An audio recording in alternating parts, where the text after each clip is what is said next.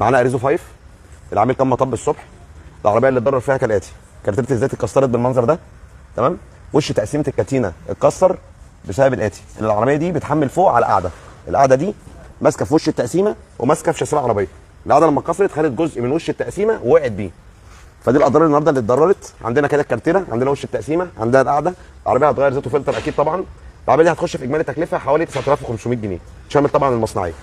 فالنصايح اللي احنا بنقدمها بس اللي راكبين اريزو 5 اللي احنا ممكن نركب المصفحه بمواصفات طبعا محدده اللي هي بتحافظ على العربيه من تحت الحاجات دي، عشان العربيه اصلا واطيه قوي على الارض واي مطب بيبدا يهبد. اول حاجه بتتضر الكارتيره بتاعت الزيت، وربنا طبعا ستر على خراطيم تبريد الفتيس اللي هو ما اتضرش، او حله الفتيس الحمد لله ربنا سترها على العميل يعني. فالحمد لله. فاحنا بس بنقول ان احنا ممكن نركب مصفحه هتحمي الجزء السفلي من العربيه وربنا يسترها على الجميع. مصفحه مش هتسخن العربيه؟ لا ما بتسخنش. جربتها عشان كده اصلا معمول لها فتحات تهويه تقريبا في اغلبيتها او اكتر من نصها. ما سخنتش ولا عربيه في لا الصيف؟ معمول لها فتحات تهويه كمان بمواصفات محدده احنا محددينها. لان في عربيات لما بتركب مصفحه بتسخن، بس احنا اللي مصنعينها المصفحه دي احنا اللي بنعملها بمواصفاتنا احنا.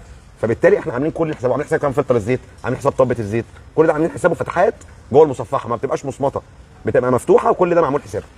العربيه لو في الضمان ودخلت التوكيل وهي مركبه المصفحه البلدي دي، تمام، انا بسميها بلدي، المصفحه البلدي دي هتاثر عليها في الضمان؟ ما تخرجش من الضمان خالص ولا تعليق؟ ولا تعليق ولا تخرج حاجه من الضمان. بس ممكن الضمان يرجعك يقول لك فكها بره وتعالى اعمل لك الصيانه، او افكها لك ومش هركبها، اسيبها لك وانت روح ركبها بره.